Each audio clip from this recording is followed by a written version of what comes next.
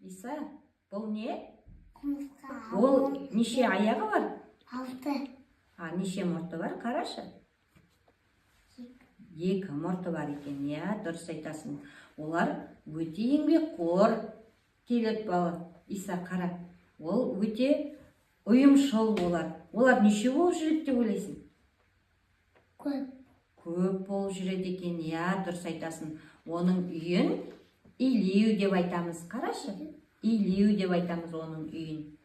Иса, ендеше осы айтқандарымызды табиғатқа шығып зерттеп көрсек қалай болады? Ол үшін біз сақтық ережесін ұстануымыз керек, білуіміз керек. Құмырсқаны баспаймыз, илеуін бұзбаймыз, және қолымызбен ұстамаймыз. Түсіндің бе, Иса? Онда далаға шығып зерттеп келейік. Иса, құмырсқалар қайда бара жатыр? Илеуіне. Олар не тасып жүр? Олар тамақ. Тамақ тасып жүр екен, Олар нешеу? Көп.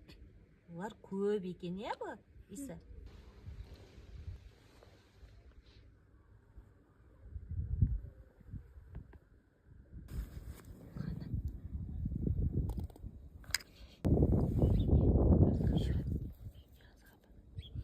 Үйіне тамақ апар.